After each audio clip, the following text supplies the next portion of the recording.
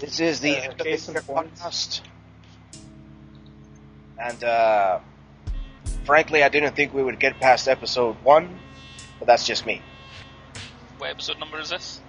Well, That's, we're at episode, who knows, 40-something, I guess?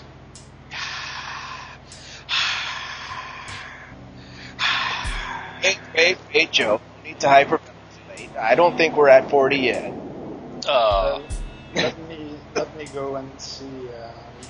37 was the last one. Yes. See, we're close, but not that not that far off. So this is only number 38 then? Yes, very so. Yeah. Take back all my cheers. Oh. Well, okay, maybe one or two. You're not ending it, are you? What? Ending the cast? I heard you say something like that. This is the pause. End or of this is the end. You missed the part where I said end of the year. Yes. Oh, I heard something about end, and I was like, the oh my god. very last Supercast ever of this year. Actually, it's already December 31st over here, so yeah. This is the episode where we secretly reveal that I am really Torgo from Mono's Hands of Fate. Yes, and I secretly reveal that I'm exactly who I've been saying I've been all these years. Which isn't quite as exciting. That I reveal that I've secretly been... Mr. Silent. Yes. I couldn't think of anything. Yeah, you secretly revealed that you can hold your peace. Yes. Because no one else will hold it for him. Well, so, let's write down to business. Movies. Movies. Joe, what do you got for us? Oh, movies. What, you mean recently? This year? Yep. Worst one for this year. What would you say? Best one? Well, we gotta start with the worst first. Oh, the worst. You know, okay, there was a few that were really bad. I was unbelievably disappointed with Alice in Wonderland. Ooh. Because when I heard, Tim Burton's making Alice in Wonderland, I went, oh my god, it's every dream come true. Because I love Alice in Wonderland. And I really like Tim Burton's work. But I'm also very aware, as I'm sure everybody else is, that Tim Burton's best work is stuff that he himself wrote. And when he's done adaptations of things, they have just failed miserably. And to me, one was one of the things that failed miserably. Mm-hmm. I thought it was really, really bad. And what really pissed me off throughout the whole film was every single time they were talking about the monster, it was the Jabberwocky. The Jabberwocky this and the Jabberwocky that. Yes. It wasn't called the Jabberwocky, it was called the Jabberwock. The poem was called Jabberwocky. It was so annoying. But yeah, just the girl that played Alice was brilliant. She was really good. Everything else, it was awful. It was absolutely awful. I like Kick-Ass. I thought Kick-Ass was pretty good. Iron Man 2 was a lot better than I expected it to be. Yeah. What else? I mean, there's things about Iron Man 2. Mm-hmm. I give it a C, you know. Yeah, I quite liked it. I thought it was good. Night and Day I liked. I thought Night and Day was nice and quirky. Mm-hmm. That was pretty good. I didn't bother with like The Last Airbender or anything like that. Sorcerer's Apprentice. Yeah. Yes, Inception was really good, but not the... Oh, it's such the smart film. It's the cleverest movie ever made, and it kind of wasn't at all. I would correct that it's one of the most recent, most clever Hollywood movies. Yeah, that's a very good point. That is a very good point. It was good insofar as it didn't overly try to explain what was going on. I mean, it did, but it wasn't like totally ramming it down your throat, although they ruined their own logic with having the third scene. It played out too much like a computer game, quite honestly. Yes. It really did. But the absolute worst for me was a film that could have been so much better if it had played like the trailer sold it. And actually another film came out not long after it that was kind of the same idea and that worked beautifully. The one that worked beautifully was Red. You know, the action film with the old guard coming back to do what it is they used to do, and the one that failed miserably was The Expendables. Yes. That was awful. Yeah. Ugh. And the whole big thing about, it's got Bruce Willis and Sylvester Stallone and Arnold Schwarzenegger, and they're all in the same movie. Yeah, in one scene where at no point do you see them all, their faces in frame at the same time. And it was so glaringly obvious that had happened because it was such a short scene. You know, I went with a friend of mine, and they're not, like hugely interested in movies, and even they turned to me and went, "You haven't seen them all in the same shot?" And I went, "Bloody hell!" Because I was sitting there thinking it all the way through. I said, "So when are you going to see them all together?" And you never do. It was just, but the film itself was just so bad. It was like a 70s parody, but without the parody. Yeah, and that's a bad thing. That's a very... Oh, God, yeah. But it's such a shame because it could have been great. It really could have. I mean, the bit where what's-his-face going on about needing money for his family, but then, it keeps on cropping up as if it's supposed to be a joke, but there was nothing to relate it to. It was just, this is just awful. Yes. And then at the end where the other guy whose name I can't remember, Dolph Lundgren, all the way through it, and then at the end, Dolph Lundgren's, he's pals with them all again, instead of just shooting him in the face like they would have. It was just bad. It was just a bad film altogether. What about you, Dantes? Well... Definitely bad. Did you actually see anything this year, Dantes? Yeah, well, that's the issue. As far as I can remember, I've only seen 2 movies in the cinema this year. And those were Inception and Harry Potter 7 Part 1. Those 2 I saw, and those 2 I both loved. And as far as I would say, movies that were bad this year, as far as I know, I would say The Social Network, that Facebook movie. I've not seen that yet. I haven't seen it either, but as far as I know, from what I've read and from what I've heard of people, it's not good. And just the premise of a movie about how Facebook was created and stuff, and the Mark Zuckerberg guy, he just really gets my top blowing. No, I see what you mean. I mean, for me, that movie had no appeal to me whatsoever. I think that's the problem with it. An awful lot of stuff that has come out this year is that it's a lot of things that could have been amazing, but only just kind of like. I mean, Scott Pilgrim, for example. I know nothing about the Scott Pilgrim comics because I don't like that style of art, and if I don't like a style of artwork, I can't read the comic. It might be shallow, it's just me. But I never knew anything about Scott Pilgrim whatsoever. And then I saw the film, and I thought, well, for what it was a nice little romp. It was kind of funny. But then I saw the person was going, "Oh my God, it's so awesome!" I'm like, oh, it was good. It was a good film. But things like, again, Avatar was the other one. Avatar is supposed to be this unbelievable cinematic experience that rips off the Smurfs and Dances with Wolves and Braveheart and Pocahontas. Yeah. Very much.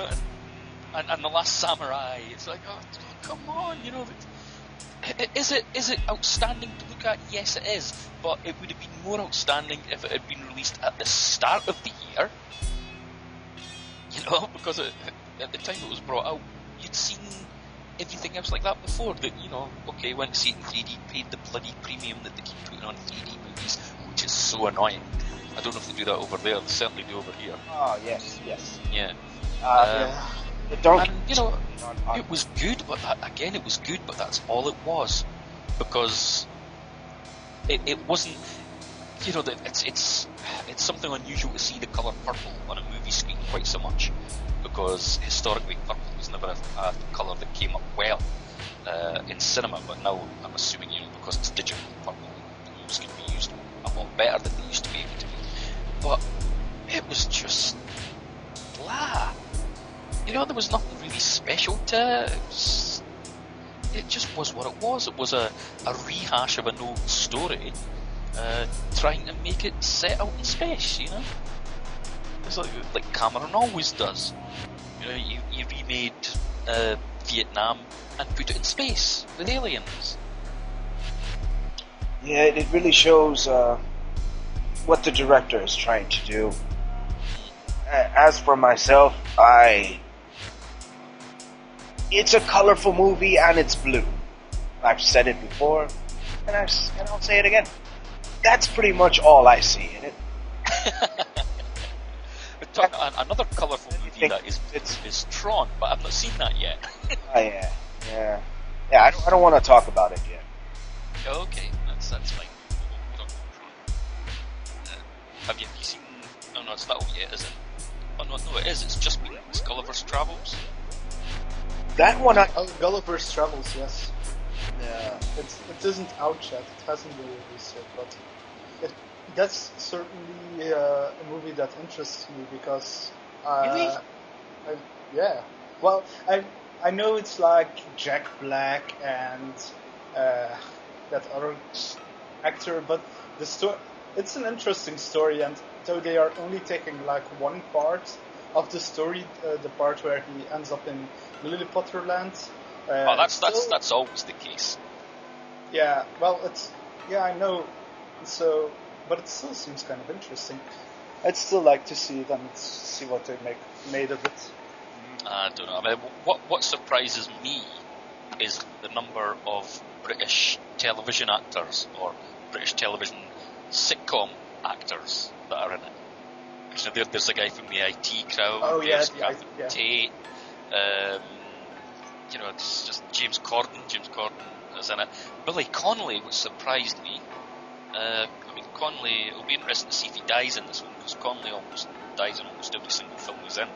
But I saw the trailer for Gulliver's Travels, and as soon as I saw Jack Black making his "look at me, I'm playing an air guitar" pose, I thought, oh, for Christ's sake, Jack, get a new shtick. Yeah. Please. Yeah. Try acting. True. It's always the same with him. So yeah, Jack Black sucks. That's basically it in a nutshell. Yes. Which is a shame, because again, you know, it's somebody else that I quite liked at first. But it's just doing the same thing over and over and over again. Yeah. Chronicles of Narnia was good. Voyage of the Dawn Treader was good. I really enjoyed that. And Despicable Me was superb. Yes. Yeah, I've heard it's great. Yeah, honestly, I would recommend Despicable Me to anyone. It just works on all levels. I really enjoyed that. You know what I can't quite get my head around, I will admit, is the kind of cool backlash against 3D. You know, it seems to be en vogue at the moment to say 3D, oh god, that's so passé. But I like it. Sir. Well, I see it as the next thing that's sweeping the movies. Like, hey, make extra money. Yeah, let's make it. That is true. That is true. But I mean, this is the third time I think that I remember 3D having a bit of a comeback. But my take on it is, right, we live life in a 3D world, unless things are, you know, so far away from us we only see them in 2D, because apparently our depth of vision isn't really that deep to see things in 3D. But we live in a 3D world. If we're going to see something at the cinema, what is wrong with that depiction being in 3 dimensions? You know, I don't get why people are going, oh, it's just a fad, it's just a fad. Well, you know, we live life in a world. Why not go and watch it the same way that we experience it? And to me, I'm of an age where I want to see the full 3-dimensional holographic total interface movie. And that's not going to happen unless 3D is taken on board and the 3D is, basically take into people's bosoms and all go, "We love 3D, we think it's great." Yeah. You know, I'm sure the cinema industry itself will probably keep pushing anyway and say, okay, the next 3D, here we go, here's holograms, full body holograms, walking amongst you in cinema. That would be quite interesting. Okay, let me ask you guys, what do you feel about this? You have George Lucas trying to bring back to life whatever residue of force is left into his Star Wars. Like, oh yeah, I'm gonna make this 3D. Well, again, I mean, the Star Wars in 3D, I remember when Star Wars first came out, because, you know, again, I'm very old. In 1977, I went to Star Wars many times when it first came out. And myself and all of my friends all said, this would be so cool if it was in 3D. Now that's what we said at the time. You know, and I still think it would look cool in 3D. The asteroid scene in Empire Strikes Back in 3D, that would look pretty damn cool. I'm not caring what anybody says. Just everything should be in 3D. Well, I'm not saying that everything should be in 3D purely for the, you know, oh look at all our special effects in 3D. The whole, here's something pointing at your face purely because we can do it in 3D. That's gimmick. You know, that's the kind of thing like that was used in Friday the 13th Part 3 3D when it came out, where the guy hands somebody else a joint and it's like he's offering it to the audience. You know, it's gimmick.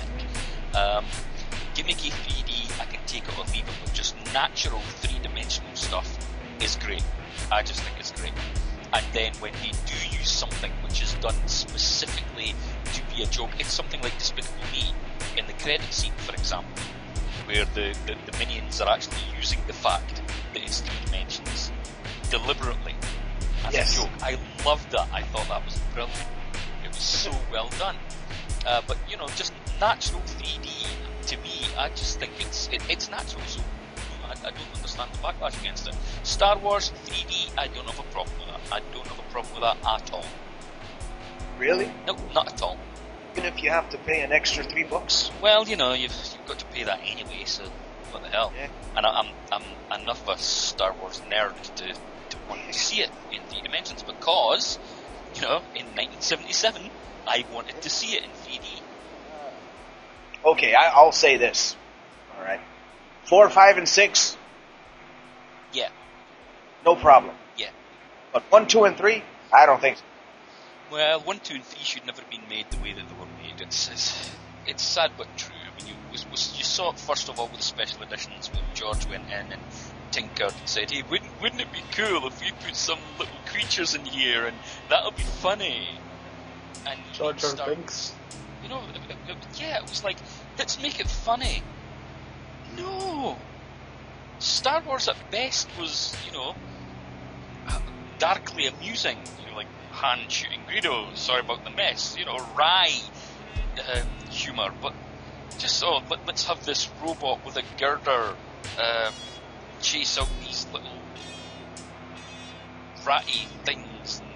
Let's have this big huge thing walk across the camera and have somebody fall off it. It's like, what the hell are you doing? You know, this has been discussed many times by many people. Yeah, I'm sure I'm just a voice crying. I'm not crying in the wilderness, part of the crowd crying in the wilderness. Oh yeah. There's a massive saying, "Hey, what the hell are you doing? Yes. Leave them already." And then the next 3 films, 1, 2, and 3, you know, he had his toe over it again because he's the master of the universe and he can do what the hell he likes because it's his creation. But it was like schmaltzy, sickly, aren't I neat? Ha ha! Look at me, I'm patting myself on the back here. Garbage. You know, even the climactic scene, the scene which we all knew in the middle 80s, when it became known that Vader and Obi-Wan fought at the edge of a lava pit. You know, we knew this at that point. You might not have known that Vader was Mr. Skywalker. But we knew that they had this climactic battle and Vader was left for dead and he was horribly burned. But for it to have been done like it was done, you know, oh right, we're on little flying bits of nothing for some strange reason. it's not just a good fight on the edge of a thing. You've got to be flying on these things that are also dissolving in the lava. It's totally overplayed. No, Anakin! I have the high ground! You're a feckin' Jedi! You can't jump! Yeah. So I'm going to cut off your arms, and I'm going to cut off your legs, and I'm just going to leave you by the side of the lava to die horribly and slowly and alone, because that's the Jedi way. What? Yeah. Nah, that's... Anyway, rant. Yeah. All right, let's move away from movies for Yes, let's move. Wilhelm! I do that better than Wilhelm does. Yeah, you see, Don't you made overdo it. Let's talk about Star Wars. Joe, Yes, you have something really cool going on. I do have got a Something lot. to do with radios. What's been going on there? Oh, right, yes. This is a new radio station. It's called The Force 92.5. The Force 925. We've got basically it's a 24-hour radio station that initially I was asked to come in and be a DJ in, and now I've been made a musical director of it. So there's three of us as MDs. There's a guy called DJ Pied Piper, a guy called Peter. He runs the station, it's his station. And then there's Julia Shared, Kiki Jordan says was her, she's the other MD. She's on the tech side, he's on the business side, and then they've asked me to come in as an MD to basically look after a lot of the musical side, like rock, pop, indie, etc., etc. And we're all going to have regular 4-hour shows. We've been pulling in a lot of people from... they are really from like everywhere. Yes, most of them are based in America, but it's like right across America. Then you've got Jules in Canada, me in Scotland. There's talk of someone coming in from New Zealand, which would be interesting. And basically it's just going to be a 24-hour radio station, which will play lots and lots of different genres of music. We've got like there's hip hop, there's a couple of rock shows. There's going to be at least one dedicated talk show, which I think is quite unusual for most of the radio stations. There is discussion at the moment. There may be a dedicated comedy show. My particular show is kind of going to be like a long Joe cast, but it'll be with more, like all the daft little stuff.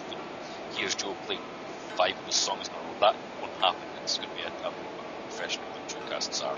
Joe casts are a bit of fun. This is a bit more professional, but still with the fun. And I'm looking to be drafting in a lot of independent musicians. The only criteria that I ask is, one, that their music is good enough to be played, basically of studio quality. And the other thing is that if you put their name into Google, they'll be in the top 5 hits. You know what I mean? They've got to have a web presence so that we can help them, so that they can help us. It's a kind of symbiotic, as it were. Yep. And it's coming on rather well. The website it's the force925.net. There's loads on the website there. We're still actually looking for 1 or 2 DJs, so if anybody thinks they can do that thing, then by all means check out the website, get in touch with Joe's and see what we can do. Well, that's I'm quite pleased with that. I'm quite excited about it all, to be honest. The opening day's the 3rd of January. I'll actually have 2 shows on the 3rd of January. One of them will be at 10 a.m. GMT, which is probably 5 a.m. American time, if I remember correctly. But then there's the return of Jules' Geeky Pleasures, where she and I are going to be hosting that together, which will be starting at 10 p.m. UK time. So, all right. Well, that sounds awesome. I'm pleased. Yeah, I'm very pleased. And the DJs that we've got, you've got to go to the website, especially if you're male and listening to this, because there are a lot of very, very attractive young female disc jockeys working for the station. What is it? Yeah. And now you've got this interest. Try it again. What? Will I think of that? He likes that. And there's been a couple of staff meetings. We've had a couple of staff meetings just to get one or two of the points ironed out. And I'll be honest, they have been so funny. I've only known one of them previously to having met them all at these meetings, and we're just all seem to be clicking very, very well. I think the station's going to be great fun. I really do. I've got a lot of high hopes for it. Hoping it goes as well as I think it may. Excellent. Hey, Dantes. Yeah. Doing a show in this place? What's going on with you?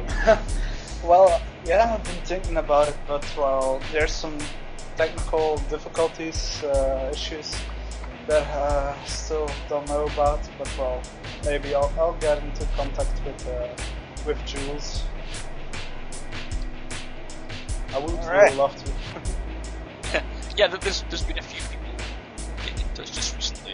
We had another one today actually asking me about it. So I just said, well, it's two things: check out the website, drop Jules a line, just see what you'd like to do, see what you can do, and really, it's a case of being able to commit yourself, to this steady weekly show. Basically, that's generally speaking what it is. It's to be able to make the commitment.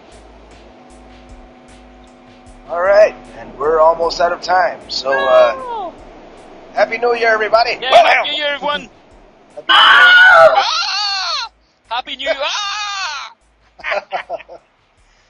This is Torgo wishing everyone a Happy New Year. Torgo, I thought I told you to get the hell out of here. This is Stephen Hawking on the Supercast saying thank you for coming to this station.